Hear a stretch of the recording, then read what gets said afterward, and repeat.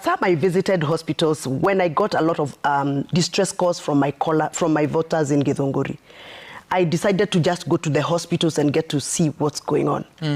And I was referred to one hospital here in Nairobi by my voter who was stranded in that hospital. So I went to that hospital and I went to other 4 hospitals. I went to a government hospital, a referral hospital. I went to a dispensary. I went to a mission hospital level 4. And I can tell you there is a big, big problem. I want to use an example of the mission hospital that I visited. The mission hospital that I visited told me they are owed 233 million by NHIF. They have had very serious negotiations with NHIF on how that debt is going to be paid. They were promised they will be paid 2 million every month, but they only receives 230,000 every month. From the 2 million promise to 230,000.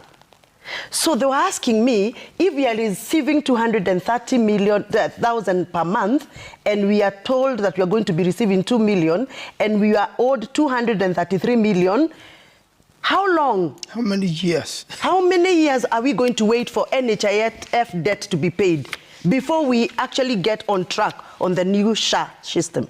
And the Bible says in the book of 1 Timothy 5, verses 1, that do not rebuke the elders. Rather, if they are going off key or they are going out of the way, try and appeal to them, but do not rebuke. That's what the Bible says. In the book of Numbers 12, verses 8 to 9, says that you should not speak against God's servants, because the wrath of speaking against God's servants might be a whip to you. It's not my voice, that is the Bible's voice. My voice. The church interacts with the people more oftenly than any other person in this country. The church does the highest level of public participation on matters pertaining livelihoods. And the first time when the president talked about the Catholic Church during the Tangaza graduation ceremony, I felt like the president should have probably maybe used that opportunity to probe further, to get to know what are the issues. I would have loved to see him sit on the side with the bishops and ask them, what is this that you're complaining about CBC? What is this that you're complaining about SHA and SHIF?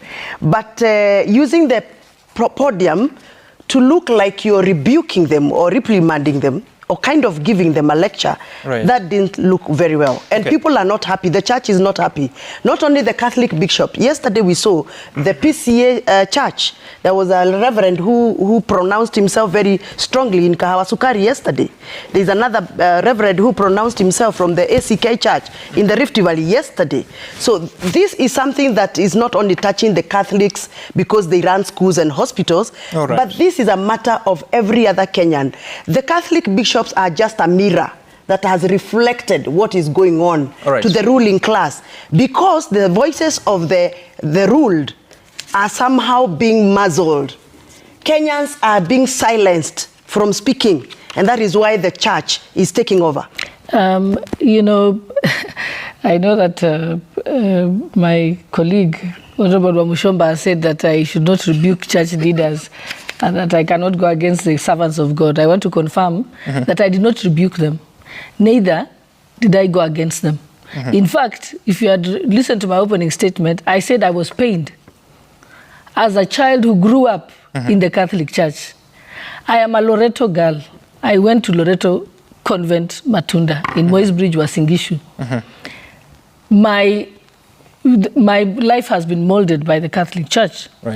But I said it pained me that they would go and make a press conference. And I said, these are church leaders who have an open door to State House whenever they want. I said they will get an appointment with the president ahead of me and many other leaders. They will always have an open door. So what I requested, if they really want to resolve the problem, because this is the church is not supposed to be selling doom and telling everybody that things are crumbling and there is anxiety. You know, the church is supposed to sell hope and hold our faith That is how we are faithful, because it is hope. The whole entire Bible. So when you no, say hold that, on, let me finish. Yeah. So, what I was saying is that if they really want to resolve the problem, right. And like we said, 48% of healthcare in Kenya is actually from faith-based churches, right, and private. And usually, they are big stakeholders. So if they have a problem with SHIF or SHA, what they should do is seek an appointment with the head of state and say, this is what we see is going wrong. These are our proposed solutions. And this is where we can help in trying to resolve it. That is what the church is supposed to do. They're not just supposed to come and cry and say things are bad and everything is going wrong without giving us a solution. We are looking upon them. They are our spiritual fathers and mothers. They are not in government, Mheshimiwa Speaker. Sorry? They're not in government. I mean, they're no obligation to speak to the president at State House. No, let me tell you, even when I see something going wrong, I don't go and make a press conference about it because I have access to the president. That's what I'm saying. It is okay, you can have difference of opinion on how to approach issues, but is there anything wrong in the church bishops coming together to give a press statement on what they think is the state of the nation? From listening to their statement, they simply used very lofty words, anxiety. If they were crumbling education. They just used very big words. Is there a problem in the education sector? No, I want them to say, they should have been more specific. They should just say, the challenge is A, B, C, D, and these are the solutions that we think we should be proposing. But don't just say anxiety, crumbling, failure, odd billions. Deputy Speaker, I thought they were very particular. Violation, human rights and freedom of speech, abductions, talking about the situation of the June 25th and events after that. They're talking about culture of lies, NHIF, and kept promises and misplaced priorities. They have gone into the detail to say that... Those are not specifics. Those are just English words. I'm saying, when the government fails to fulfill... They are descriptive words, they are not I just want to read specific. Your paragraph. When the government fails to fulfill its promises, particularly concerning payments to essential service providers, it harms vulnerable communities. This is the case with NHIF. The neglect of faith-based organizations, hospitals, now owed billions in dues, is an issue we have addressed constantly, even with the president. And you're saying that they should have gone to speak to the president at State House. Yes, and also, by the way, good manners and proper ethics is if I've had a conversation with the head of state over a problem, I then don't go in public and announce it.